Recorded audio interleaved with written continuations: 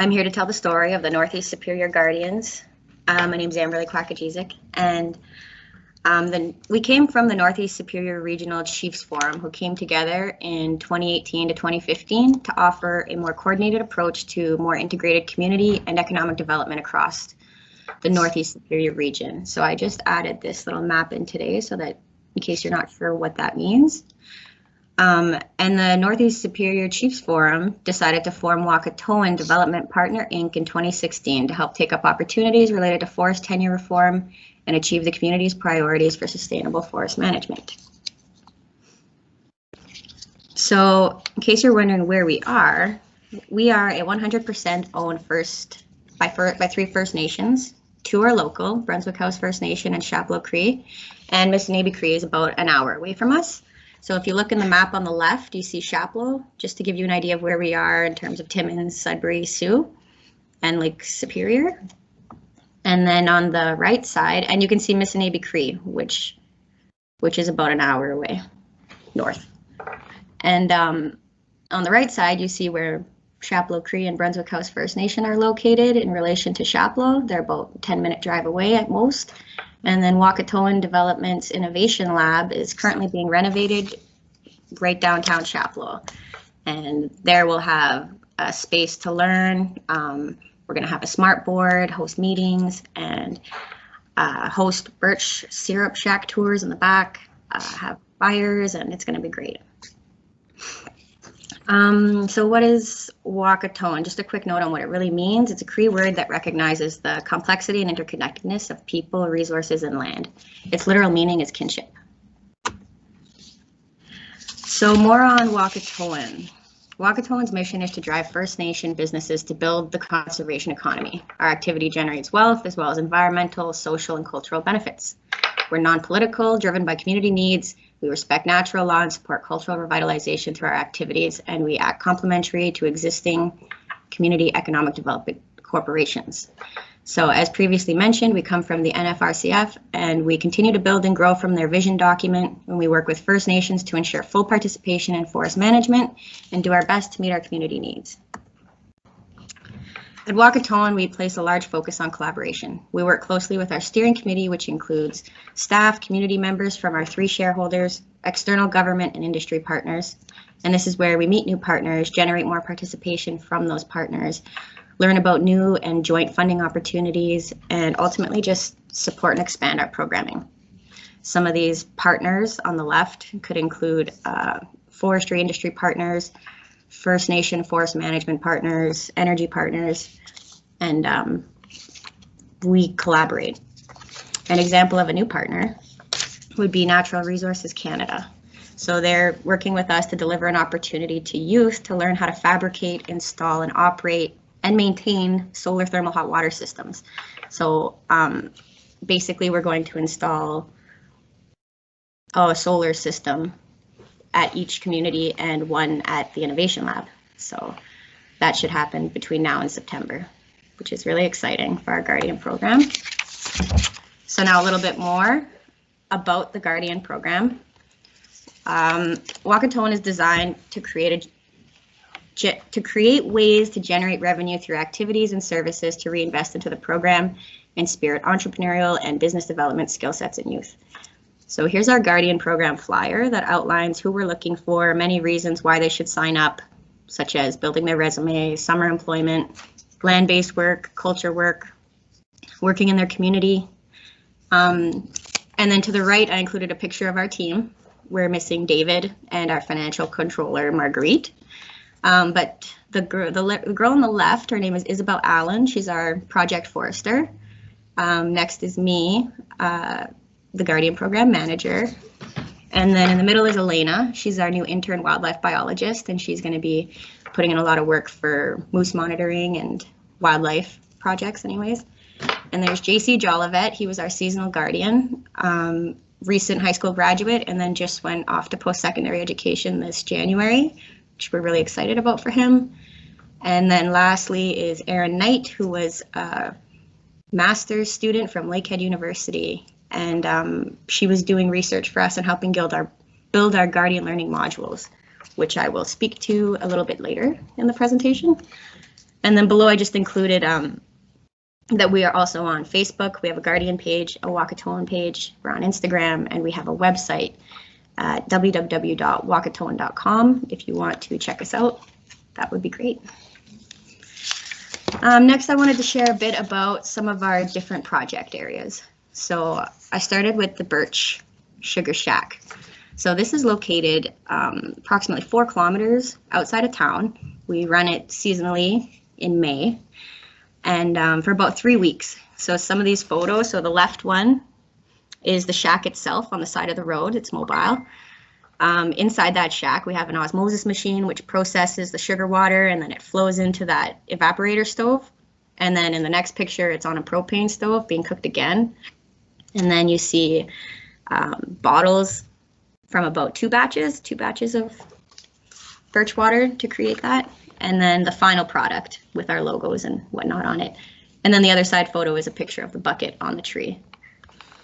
This was the first experience I had with the Guardian program in my first year about 4 years ago when I was doing Guardian work, and I fell in love. It was great. I learned a lot about birch as a medicine, birch water, the benefits, and then I was interested in other topics like maple syrup and osmosis, and it's a great program. It was a great opportunity to learn a lot. And the town's really starting to get excited about us too. Like Chapleau in general, people are asking about us, and we're getting offers from non-Indigenous volunteers wanting to come out and learn, and it's exciting. It really is. This slide is about our canoe build that we did this year, and I included a little video footage. The footage is of the first tree that we took down with our master canoe builder, Chuck Commanda. And that tree actually is the canoe, the Raven. So I think it's a cool little piece of footage that you can see when we harvested this piece of bark just this summer. And then the other photos are of the other natural materials that we had to harvest in order to build this beautiful canoe. So Chuck Commanda came down to Chapleau, taught David and I how to harvest, and then we went out, and over a span of a couple of weeks, David, JC, and the team, we harvested all the materials locally, and then Chuck came back a couple months later and guided us through an entire canoe build. It took us about 8 days, and it was an amazing experience. And I'm excited to continue doing this, and hopefully we can do a couple a year, but it will ultimately depend on the inventory that we gather and what's available in the forest. But yeah, it was amazing. Next, I wanted to bring up the HAP program. So we work with our industry partner, RIAM, to support efforts and studies to reduce the use of herbicides in the forest. I've participated in this program 3 summers now, doing the vegetation index surveys, and I learned a lot about species identification, field orienteering, wildlife habitats, the forest industry in general. And yeah, it's amazing to do something so meaningful. And when you look at the map in the middle, basically what we do is we go out and walk those black lines, which are about 500 meters long, and we indicate exactly what vegetation exists there. And then we communicate through an app to RIAM whether or not that area requires spray. So there's a lot of learning about the other programs in Quebec and their forestry, and it's great exposure. This is a very busy looking slide because it is. We're working on developing a 12-month cycle of Guardian programming. I've spoken to many of these projects already, such as the syrup and the canoe and the baskets and stuff. But in terms of future, we're engaging partners like Outland. So when you look at the June-July, that's a picture of me at Outland. So they're like a 6-week youth summer program where youth develop skills, learn about land, resources, and employment. And like that's like our vision. So we're going to work with people like that to help us build that skill development pathway for our youth. And it'd be nice to bring a program like that to the area for Chapleau. Another example of future programming, if you look at the top, that EpiCollect app, if you haven't heard of that, it's a great application. And we're looking into programming where we use that to create surveys to do monitoring. So we're looking at medicine monitoring, where we would connect youth and elders and learn about the traditional medicines on our territory, receive the traditional teaching, maybe create a medicine pouch, learn about where they exist, how to ID them, how to harvest and process them into medicines. And there's a lot of value to this application. There's a lot of different projects that ideas that we have to build on this, such as monitoring canoe building materials in the forest and going back and harvesting them, moose monitoring, trapping and harvesting. It's all great for data collection. So that's also in the future. And then we want to build trapping and harvesting into our program as well. We realize that trapping and fur value isn't what it used to be, but that doesn't mean that our communities don't want those furs, hides, and meat. So this kind of stuff we want our guardians to bring back to our communities, because there's added value with building their skills and cultural practices. So this could also lead into tackling issues of food sovereignty and food insecurity, which is also an area we plan to grow. Lastly, we have our Guardian Learning modules. So built from the Elders' Vision document, a covenant of relationship, created by the Northern Superior Regional Chiefs Forum. She used this to build the Guardian Learning modules. Basically to help establish a framework for the development of the program and assist in the design of priority skills training modules and just support in general. She conducted interviews with elders, participated in the canoe build, basket making, came to team meetings, regular staff interviews, and did online guardian training as well. And then in her work, I found this quote that I liked from it to share. Guardians that find purpose and meaning by restoring balance in their relationships become the physical expression of the Elders' vision. And that's all I have for today. Miigwech.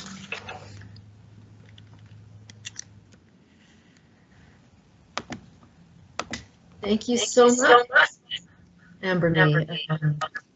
Oh, I've got an echo. Don't know why, but there's an echo. Hopefully you're good now, Lynn.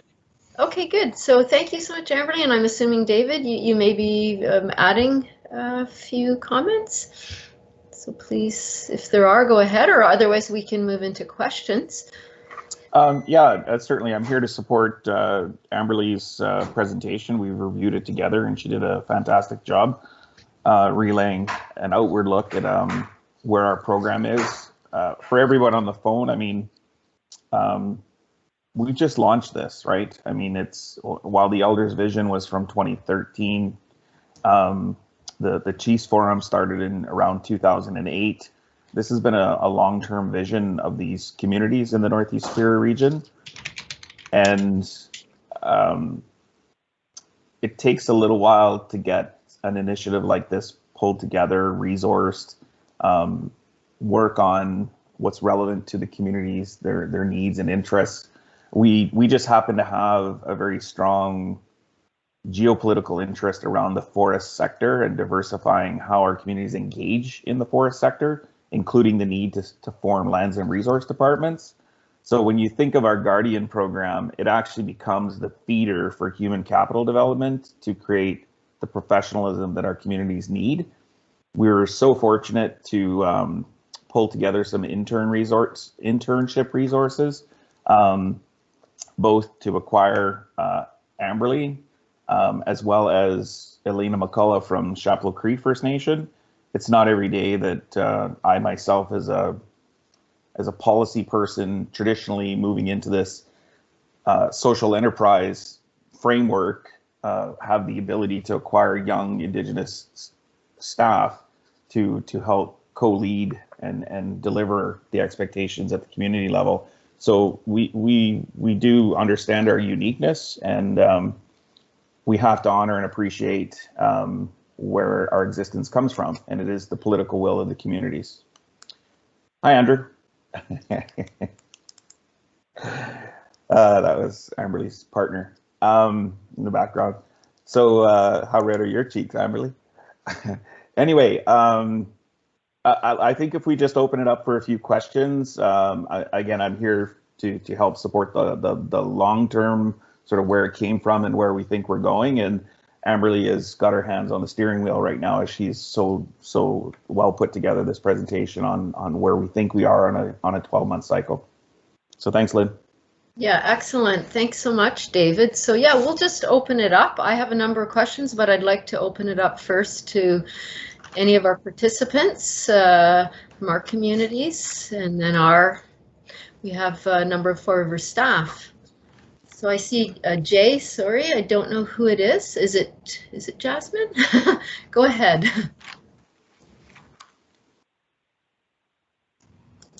I think it's Jason Chappies with Jason. his hand up. Oh, it's Go Jason. Ahead, Jason. Sorry. Okay, there he is, Jason. Yeah, please go ahead. Oh yeah, I see where you guys were situated around Hornpain. Now that's close to my neck of the woods in Ganugami, about 2 hours away. Would that, would you guys be willing to take some of our youth into that program? I forget the name of it there. That Outland. Or is that just open to the communities around your area? Thanks, Jason. And Jason, what was your last name again? Chappies? Chappies. Chappies? Thanks. Yeah. Jason, the program that we've built a relationship with is the one they operate, and now I think it's going on its second or third year this coming summer in Esker Lake, which is over by Curtin Lake along the Highway 11 corridor, way over there.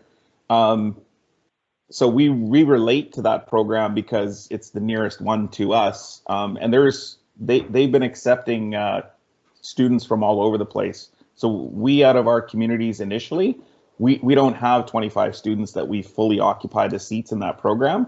So if you just click on OYEP and start to track and follow when their intake process is, they will absolutely look at taking some of your kids into the program and give you a good idea how to get that done. It's often oversubscribed, but they try to pick kids from all over the place. So it's actually really neat when all these kids come together and then they go home. They've all of a sudden got a network of youth relation.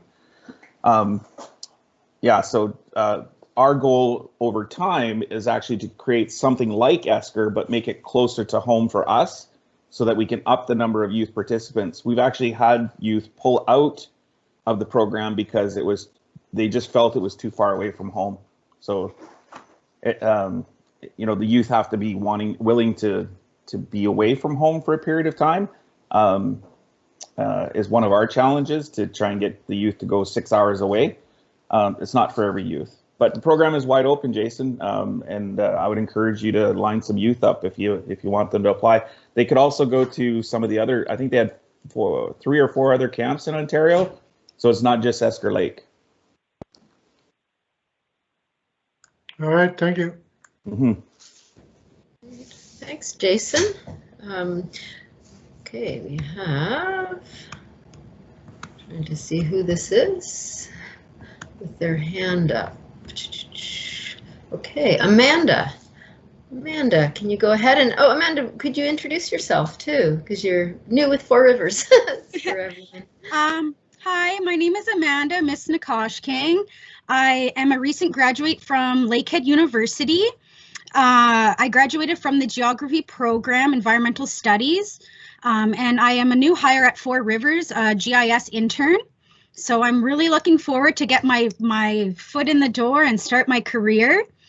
However, let's get started. Where this all started was actually 15 years ago in Outland's youth program. That is how I ended up where I am today. Yay! Yeah, I'm not even, the whole reason I got into environmental studies was because I was part of that youth program 15 years ago, maybe even 16 years ago. At the time, they weren't even taking people from Long Lac 58, but kind of had an in with the crew, and they took me in. And yeah, I started my whole journey in the environmental world with that program, and I still actually speak to Dave Bradley at Outland. So I was actually literally just talking to him 3 days ago, because I was like, guess what? I got hired. I got a new job. So he was super pumped to hear that, you know, decade later, I'm still involved in the environment, and it's because of their program. So I just wanted to add that it is a very wonderful program, and yeah, I definitely would recommend it. And yeah, one of their graduates. Awesome. That's a great share. Thank you. Yeah, thank And you. congratulations. Amanda, other questions? Anyone have any others? Actually, Amanda, just before we leave that, did you go back and repeat a couple of summers? Did you become a crew leader?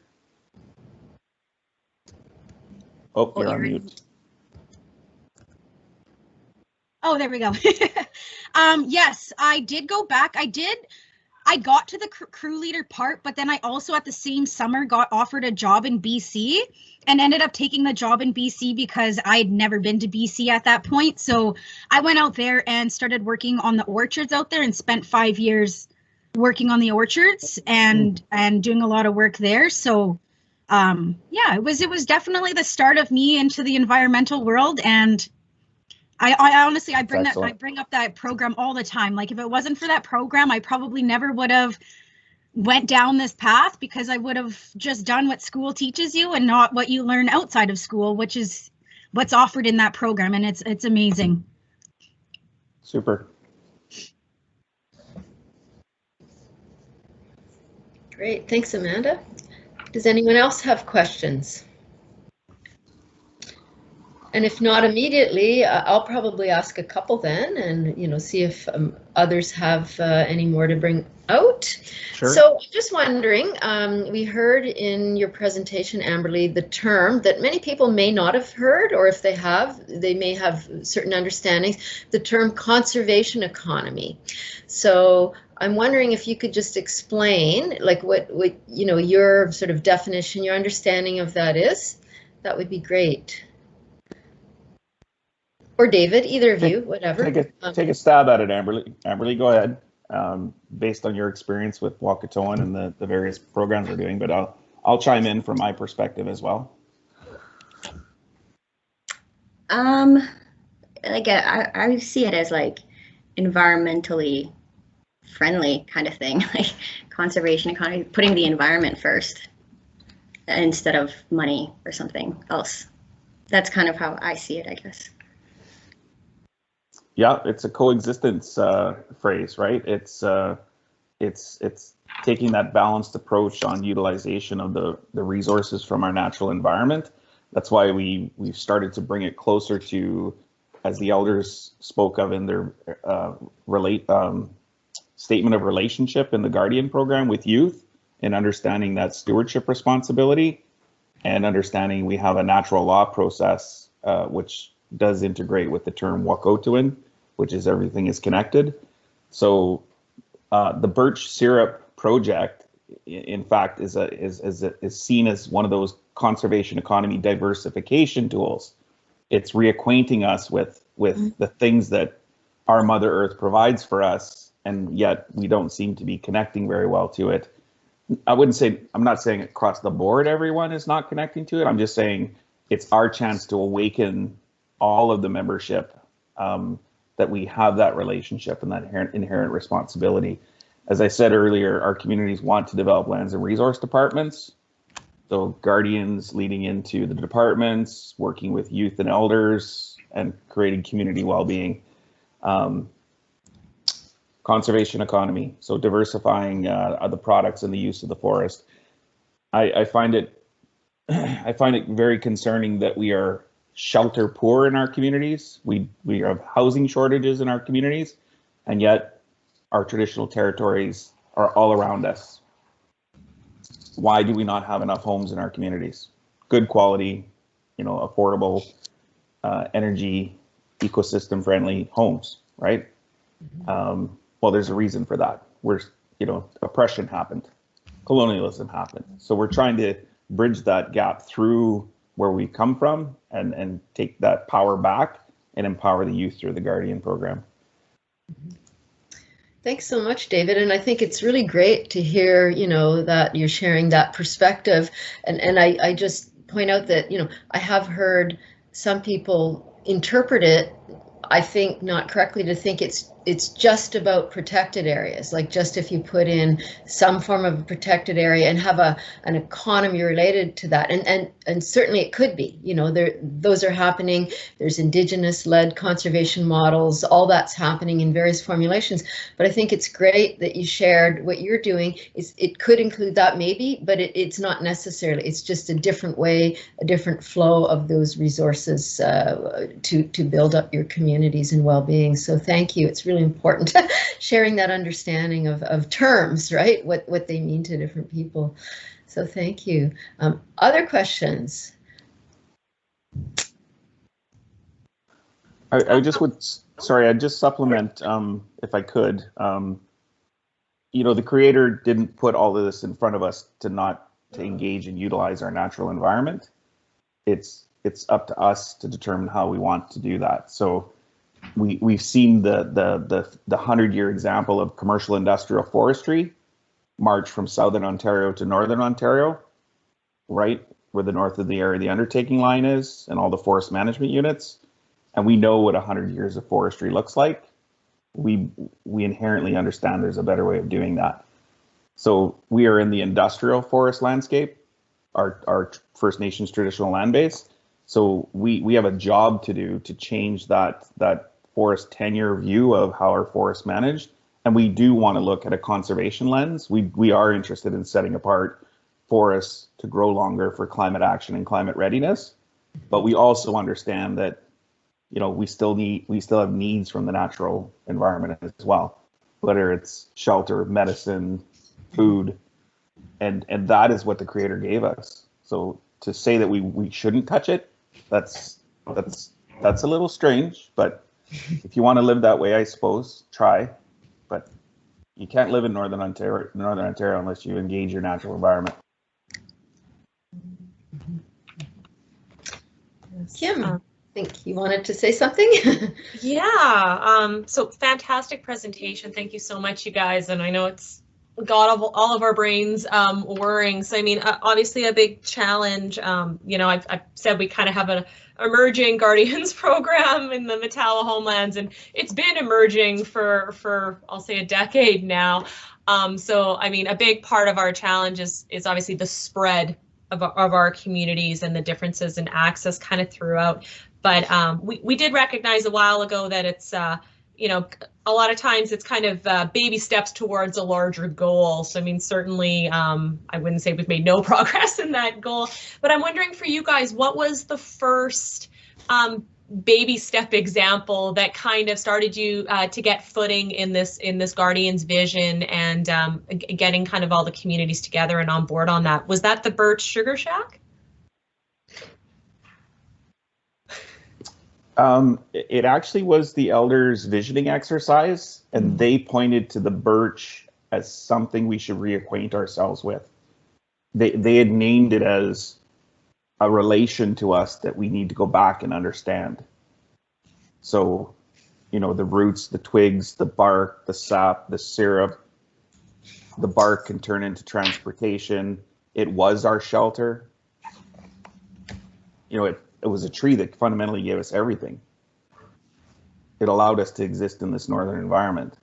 So it you know, that's exciting when you think of the empowerment that it teaches you, that tree. Oh yeah. And it's similar to like Western Canada with the Western red cedar, you know, where it made the longhouses and their totem poles and masts and clothing. The cedar bark made clothing and everything. So it's just enriching to bring that story to community, and the youth. I mean, there's a buzz now. You know, when Amberly jumped into that canoe and started paddling it, everybody was just cheering, right? When's the last time we've seen a canoe on the Chapleau River, birch bark canoe? I mean, it's pretty amazing. Wow, and yeah, to think of the birch tree as just the central figure image in all that is yeah, fantastic. It's so inspiring. Yeah, thank you for sharing that. I appreciate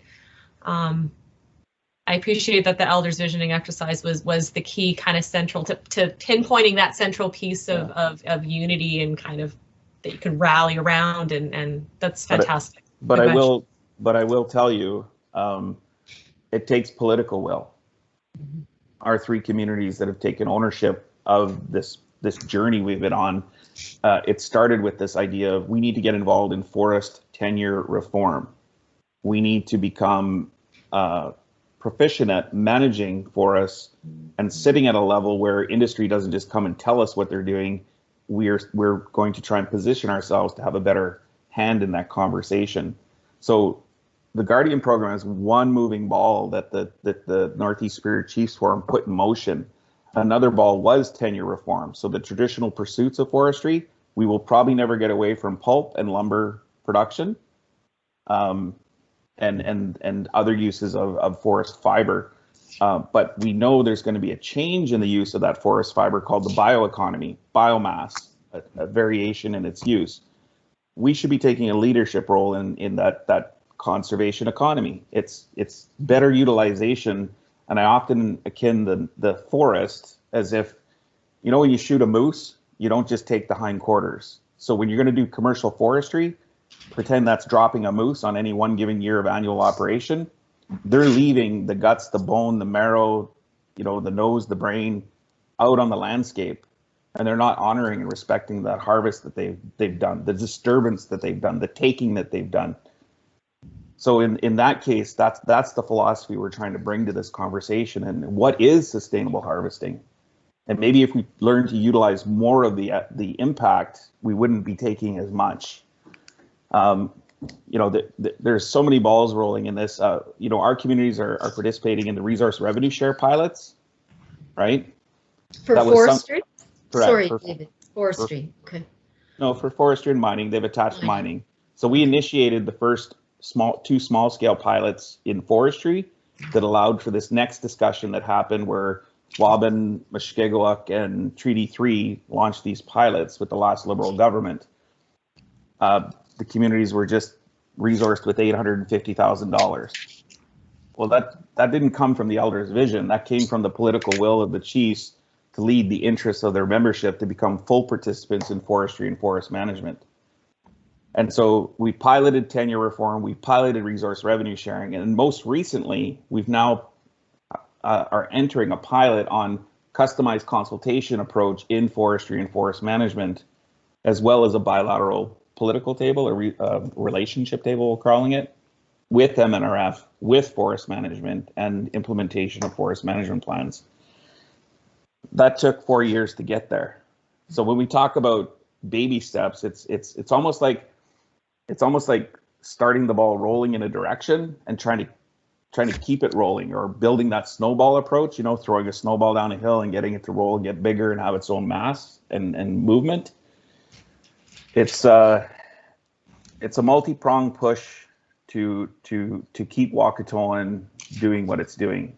We do provide services.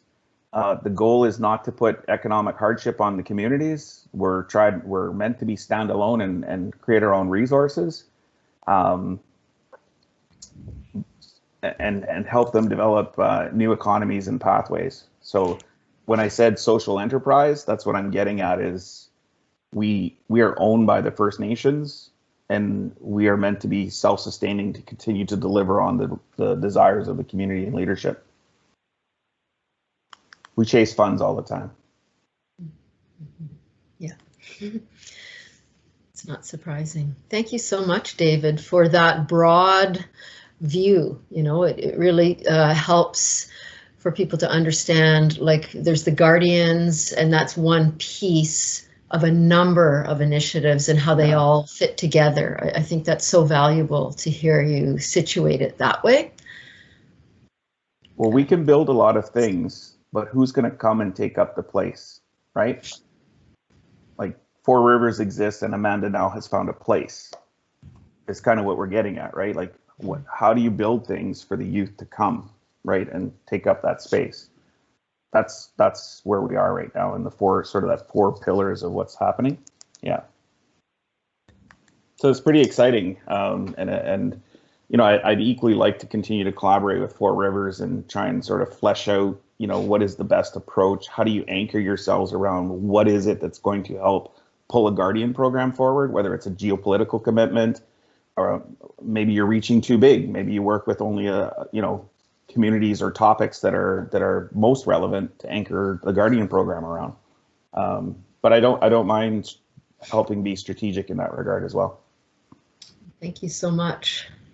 That's fantastic. Other questions from anyone else? Are there any others? Don't be shy. As you can tell, I like to talk. All questions welcomed. Can I come for syrup making? When is it? Send me an invite. It's Jason calling. That would be pretty exciting. It happens the last week of last week of April, first 2-3 weeks in May, usually up to the first 2 weeks.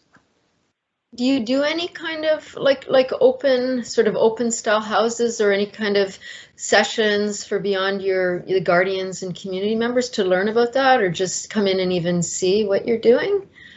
Sample your syrup?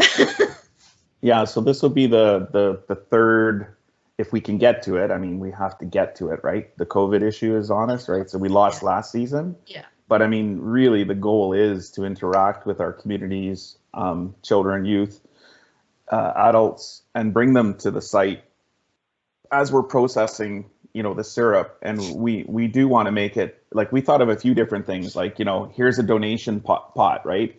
Take people for a walk up and down the trail where we collect, and they can drop some money in, have birch syrup for sale in the shack, and start them through the process and talk them through.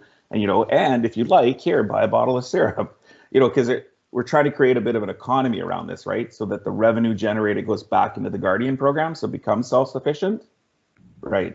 Yeah. And we've been acquiring some, well, I'll let you speak to the video stuff, Amberly, about recording. Oh yeah, we've been collecting footage of the projects and trying to put together videos, footage, and exciting things to showcase what we're doing and how we do it. And as for the birch syrup, we actually did have Chapleau Creek come out 2 years ago. We invited the community out, youth, elders.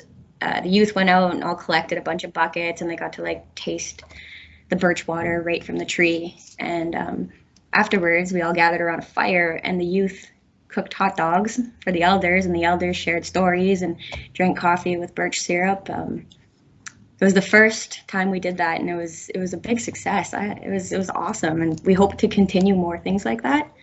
But otherwise, all of my friends come out to check it out. Word of mouth spreads in Chapleau quite easily, and it's not that far. It's accessible. So if people want to come out and check it out, they do.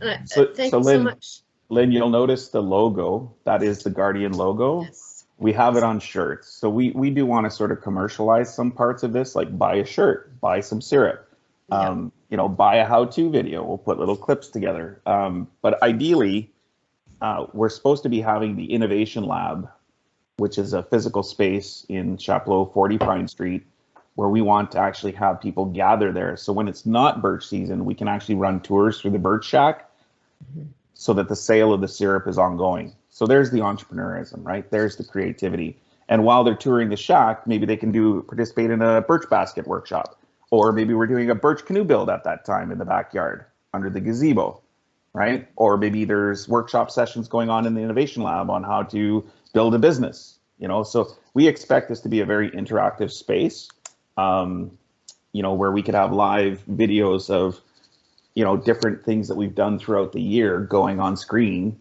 Mm-hmm. And it's about partnership development and continuing to make, advance the bioeconomy I referenced. There's those new technologies, the biomass, bioenergy, bioheat. We want to see ourselves as a knowledge hub for those kinds of things. Right. Yeah, thanks so much for pointing out about your logo. I'd meant to ask about that. If for those who didn't notice it in Amberly's presentation, that's the image on the t-shirts with the birch and I think it's the turtle right in the middle. So that's great. That's that Guardian's logo, right? Yeah. That's wonderful. You have that that image you're working with. Are there other questions before we finish off today? If not, maybe I'll ask another one. I was just wondering if you're, so you mentioned Amerly and David too, whatever answers you may be able to share about your herbicide alternative program. If you could just kind of briefly give us a sense how that work links to, you know, the different values, your different program objectives. You mentioned moose, you want to get into moose monitoring. Anything you could share, how it fits together with sort of looking at reducing herbicides in your territories.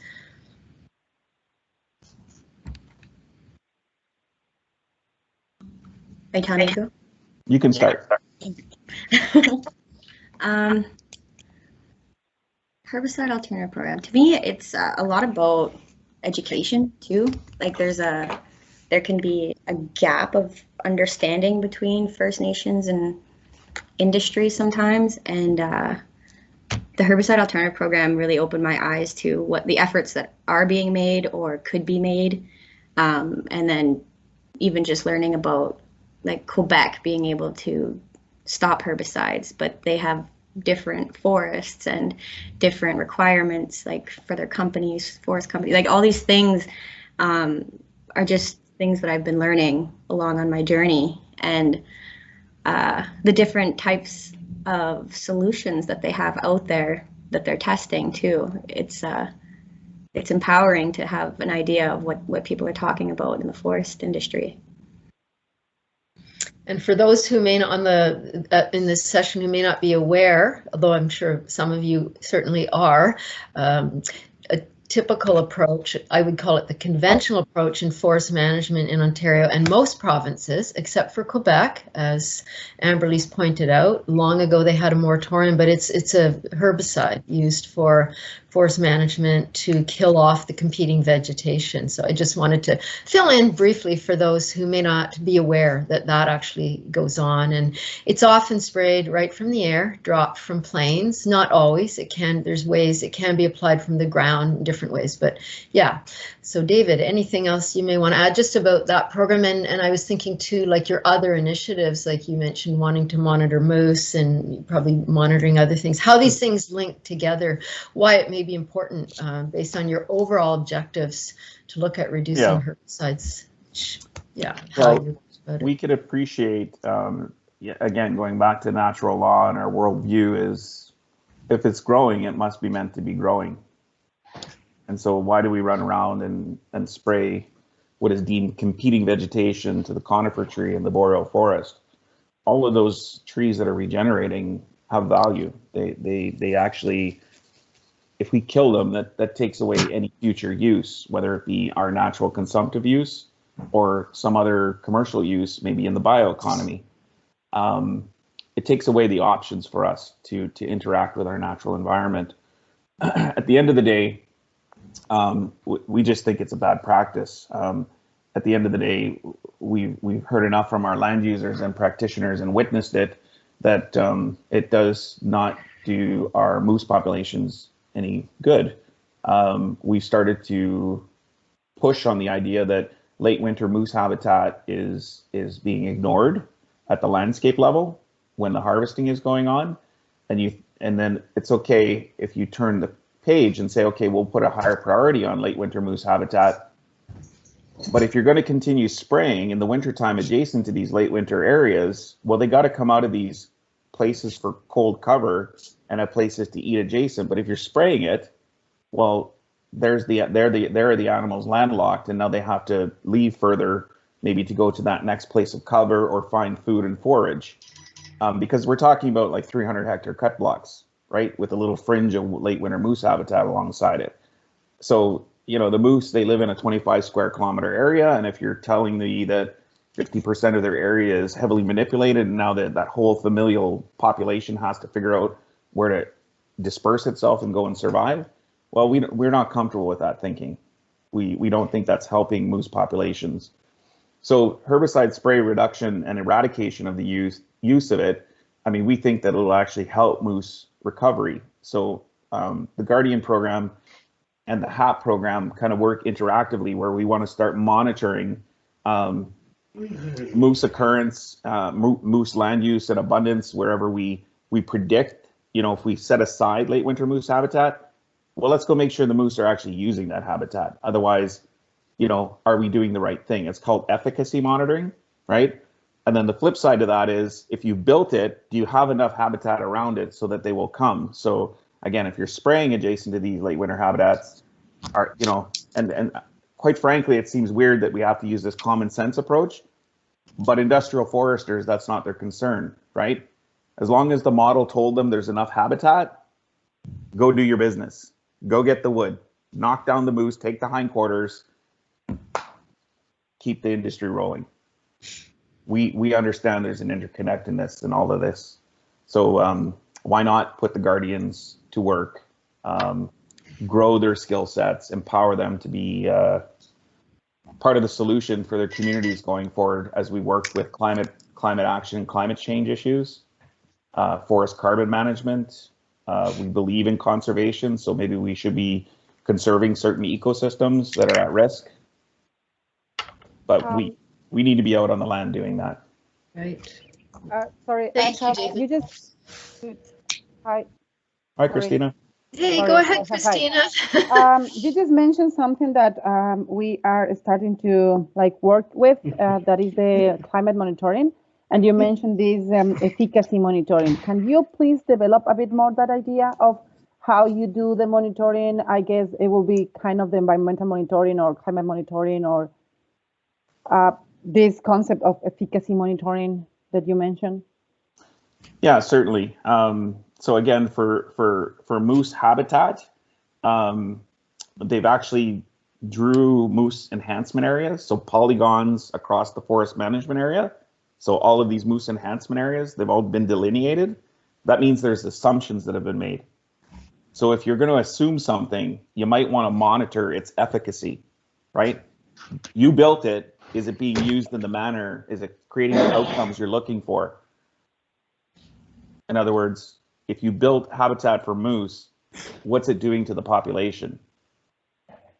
So late winter moose habitat, it's a certain forest condition type. It's a 70% or better, typically conifer stands that allow for thermal shielding from the coldest of winters. The moose will yard up in those areas. Well, again, if you built it and designated it, are the moose actually using it? For one. For two, did you spray herbicide adjacent to those areas, therefore killing the food and making that late winter moose habitat redundant? We believe the answer is yes, that continues to occur. It's not very intelligent on the ground what happens. And that's where we think the indigenous worldview can actually come and improve the situation. So in other words, we would defer the spraying in habitats that are actually of kind and quality, because what we do know is what we don't know. And that is a lot of the forest resource inventory, like the way they see the forest. You might hear of LIDAR, you might hear of air photo interpretation and how forests or ecosystems are identified, right? Forest stand composition. We know there's an inaccuracy in the science behind that. It's getting better, but in the past there wasn't the sophistication we have with the pixels and the ability to do LIDAR, the science of identifying tree cover. But in our case, with the moose enhancement areas, they run an algorithm and they set up and identified late winter moose habitat. It's an assumption. So we want to get out and do efficacy monitoring to make sure that that is actually relevant and it's adequate for moose recovery. Does that help? So it's a negotiation with the MNR at this point. We've created a list of the types of activities we want to do for monitoring. And now we have to see if they're going to bite that hook and say, yeah, we will help resource your Guardian program to go do that monitoring. Okay, I guess this monitoring thing is part of a bigger, longer conversation that it will be interesting to have. But yeah, you kind of answered the question. Yeah. It's a form of research, right? It's Yeah. Again, If you say X plus Y equals Z, well, let's go out and do an efficacy monitoring to make sure X is X, Y is Y, and the resultant is Z. So how do you do that? How do you monitor that? Quality control, right? Of your assumptions. Sorry, this question might be weird, but how you reconciliate both Western science and traditional knowledge to do that? I guess that is our kind. What you're talking about, this monitoring is it could be a model of that reconciliation between Western science and traditional knowledge. Absolutely. Absolutely. Yeah. I use the word common sense because I find a lot of Indigenous traditional knowledge is just its exposure to the realities of what the natural environment does, the natural law system. We've lived it for hundreds of years. And yet we've got people in academia at University of Toronto taking their PhD on a very narrow question, and they come out and they're meant to manage the forests. You know, yeah, we've got PhDs in our communities.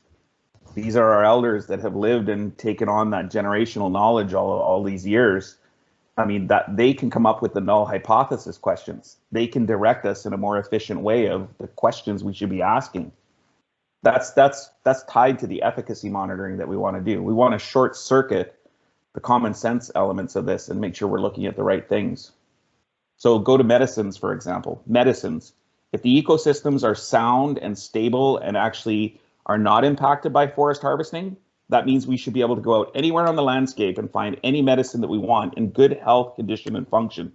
So what we'd like to do is do occurrence and abundance assessments. It's a form of efficacy monitoring. If you're not harming the ecosystems, you should be able to go out and find the medicines to which our elders are sitting in their lounge chairs with their red lasers and going, we used to collect this medicine at this lake. And then on the Google Earth map this is my vision, by the way. The Google Earth map is on the wall, and they're sitting there and they're saying, yeah, we used to canoe up this creek here, and we used to stop here and collect that medicine there. And this, now all of a sudden we've got a database and an inventory where we can actually go out and start looking at occurrence and abundance surveys for medicines. And our elders are quite concerned about that because you might find abundance or an occurrence of it, but the quality of the abundance might be affected. So you know how a species might exist across different ecosystem types, but it's only specific ecosystems that you would take a medicine from. So in other words, you could say, oh, there's tons of that species of plant everywhere. No, but is it in this ecosystem? Because that's where we get the medicine properties from. Okay. It doesn't have the same value as over there. Thank you so much, David. It sounds like these are all things you're building and working towards. Some are under development, some you're starting. It's a range with these various initiatives and ideas you're sharing. Let's put it this way.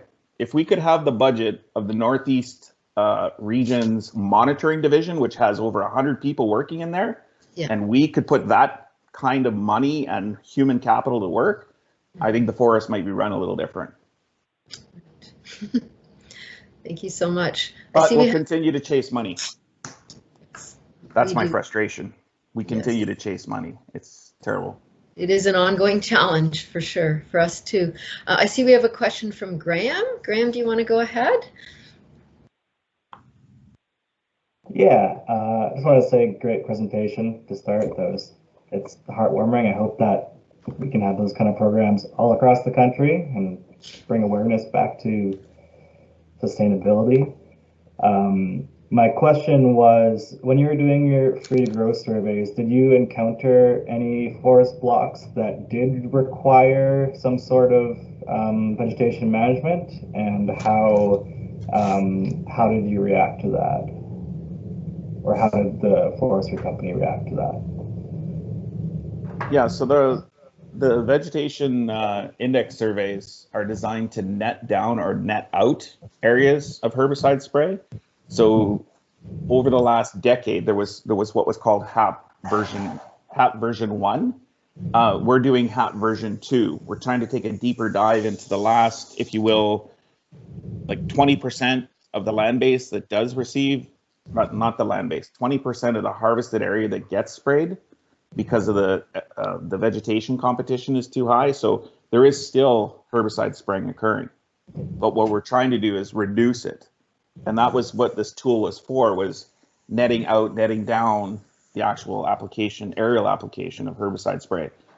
Now we're at a we're taking a very aggressive stance. I mean, we were just in the courts with Ministry of Environment for not accepting the bump up on the Gordon Cousins Forest. That's where we've led to this bilateral table where we expect to deal with herbicide spray on a more direct basis with the provincial government. These are sort of first of its kind. Sadly, it's taken 15 years or, well, more, it's taken longer. But, you know, to honor that sort of Indigenous Crown relationship and figure out how to do something different. So yes, it's resulted in a netting down of sprayed land, because it's really prescriptive, right? The silviculture prescriptions under the Forest Management Planning Manual, herbicide spraying is the #1 silviculture treatment. Spray, spray, spray. So when the annual work schedules come out, anything that has a spray as the option, the blocks just hit the map. And, you know, if they're not doing a net down process like we've experienced, well, then they're spraying this everywhere. There are other forests that are not using a net down process. So this is the journey we're on. And we're trying to convince other major corporations to bite the apple, because it's not going to kill them, and come along with us and figure out how to get to zero. And Lynn, to your point, you know, maybe another variant is getting away from helicopter aerial spraying. Maybe the next variant to net down even more is to, you know, go in and do a more hand manual treatment on the deemed competing veg to the conifer trees. Because there's new science out there that's talking about, you know, okay, if you treat within 1.5 meters around the conifer tree, so spruce pine, right? And you girdle the veg or knock it down manually, and that conifer tree will get a release. So maybe we do a hack and squirt, you know, with the chemical on the stem as opposed to a broadcast foliage treatment, which if you've been in a post-sprayed site, it's pretty upsetting. I mean, everything's dead for a while, except the conifer trees, you know. You can go one day and the birds are singing and the insects are buzzing. You go the next day, it's a quiet area, you know. A week after spray. Limited research on what the actual toxic impacts are, and you're right, David. There's many alternatives. The province has known about these for decades. They've put out information, silviculture guidelines. I've worked on it myself in former days. All of that, right? Vegetation management alternatives. We just rarely see much used because we tend to, as you've noted, the top priority, it's at the top of the list, herbicides. And it comes down to, because it was long ago shown, it's easier and more effective. So that's why, and it's less expensive, right? It's made, I don't know if easier, it's less expensive, and it's very effective. So we tend to have people go to the status quo, as in many things. So thank you for bringing all that up. We really appreciate it. But Graham, just a last supplement. Our relationship with industry is, if the First Nation fundamentally has an issue with the spray in an area, they often defer. They'll often, they won't spray. Like, yeah, they've answered the bell and said, but that's a relationship piece, right? That's a dialogue piece, right? It's not no spray, keep it away. It's we respect each other, that we're trying to get to zero, and where it matters most, they'll respect that. If there's values that the community lays out. Yeah, just thinking about the planning for where to put a harvest block, maybe the forest management planner should start considering less competitive sites where there's not going to be as much vegetation management necessary.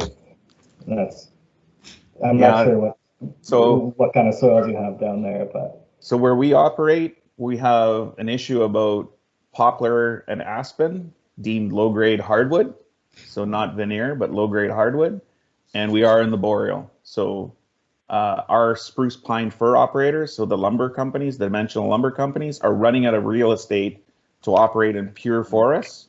So they have to operate across the profile, which puts them into mixed forest, which puts them into competing vegetation. So Remember I mentioned the bioeconomy, biomass? Well, that's how we try to, that's how we think over time we're going to harmonize this, is instead of running all over and building road and trying to track down the last stands of spruce pine fir for this type of industry, we know they need to be in the mixed wood stands. So we need to come up with innovative use of that low grade hardwood to benefit our communities. Again, conservation economy, use it to the benefit of our communities, whether it's pellets, biomass, bioheat, bioenergy, new chemicals. Like there's all kinds of new things happening with wood fiber these days, wood science, and we know we're not going to get there overnight, right? Like this is a journey now, but we're in the game, and our youth are getting empowered, right? So that's a good thing. That's where we want to be. Yeah, Thank you so much. You're moving away from some of that and thinking towards the future. Yeah. Quit shooting the moose and not using the whole thing. That's what we're trying to tell everybody in the industry. Thank you so much. I think we'll probably wrap things up there, but I know people have questions, and there's definitely more information I'm sure we would love to share, and we really appreciate hearing that offer, David, to, you know, building this relationship and seeing, you know, how we might further that and share information and build things up and improve as you're doing there. We're doing the same thing here in our context. So I think it's really exciting to connect and have people in our communities learn about what you're doing. I mean, neighbors here in Northern Ontario, other First Nation communities working on these wonderful initiatives. It's really, really valuable to have this connection. So we really, really appreciate your presentation today and sharing all your information and answering our questions. And You're very welcome. We hope to connect further. I'm sure we will with our common interest in some of these areas for sure, and definitely guardians. Yeah, we look forward to a part 2 if we want to jump into more of a more expanding certain programs that we're operating in, or you know, we are trying to, I guess the takeaway word of the day is collaboration. Yeah. You know, collaborate with each other, collaborate with any institutions and organizations. That's how you're going to move your yardsticks. There are friendlies out there in MNRF, MENDM, you know, the different funding programs, NOHFC. There are friendlies out there that'll look favorably on something that you structure that sort of meets that forward-looking vision of where the communities want to go. There's a lot of helping hands. So let's see what we can do. Those champions, that's right. Champions, yeah. Identify those champions, right? To help support initiatives as you're doing. That's wonderful. So thank you again so much. Thank you to everybody. Thanks, Amberly. Thanks, we David. Get the virtual applause from the crew here, I'm sure, but great job, Amberly. And thank you to all our participants who joined from our communities and our staff and other guests. So have a great day, everyone. And everyone, as we all say, stay safe in this time, but we're glad we can see some of you and connect with some of you this way as this continues on, this COVID world. Yeah, you take care. You too. Thanks again. Bye now. Thanks so much. Bye, everybody.